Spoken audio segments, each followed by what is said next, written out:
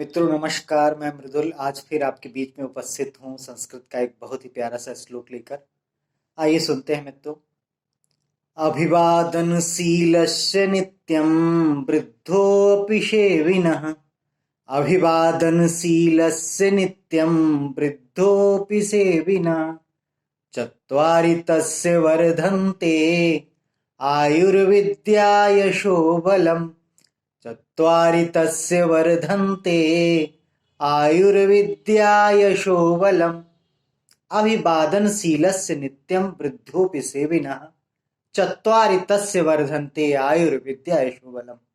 कहने का अर्थ है कि अभिवादन करने वाले का यानी कि प्रणाम करने वाले की चार चीजें बढ़ती हैं। और क्या होता है कि जो अभिवादनशील है और नित्य वृद्धों पे से बिना और नित्य प्रति वृद्धों की सेवा करता है तो उसकी चार चीजें बढ़ती हैं। आयुर्विद्या यशो बलम।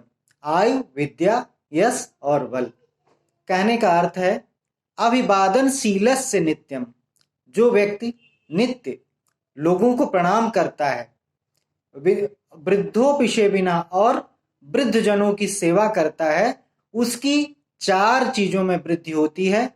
आयु, विद्या, यश और बल। अभिवादनशीलस्य नित्यं वृद्धोऽपि सेविनः। चत्वारि तस्य वर्धन्ते आयुर्विद्या यशो बलम्।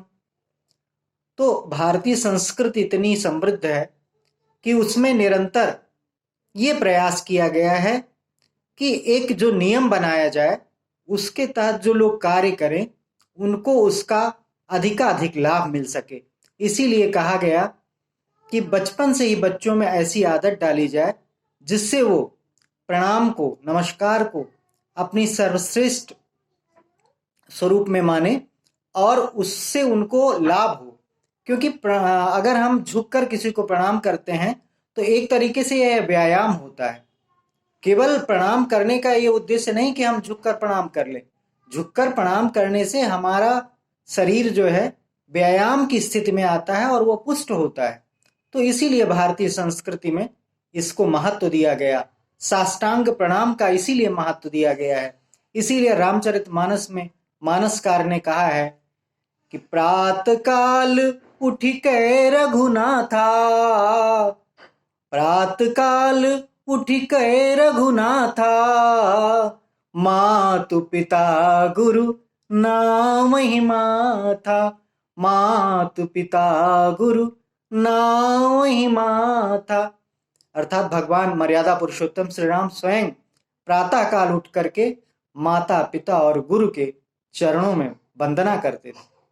तो ये भारतीय संस्कृति है। भारतीय संस्कृति का एक एक शब्द अनुकरणीय है क्योंकि वो मानव मात्र को, उनके जीवन को सरल बनाने के लिए ऋषियों मुनियों का वर्षों वर्षों का शोध है। यह केवल एक प्रणाली नहीं है कि कह दिया गया कि प्रणाम करें। प्रणाम करने से जो लाभ है उसका महत्व समझना बहुत आसान नहीं है, क्योंकि ना तो केवल प्रणाम से आशीर्वाद की प्राप्ति होती है बल्कि एक प्रकार का ऐसा व्यायाम हो जाता है जो आपके शरीर को हृष्ट पुष्ट रखने में सदैव सहायक होता है। जय श्री राम।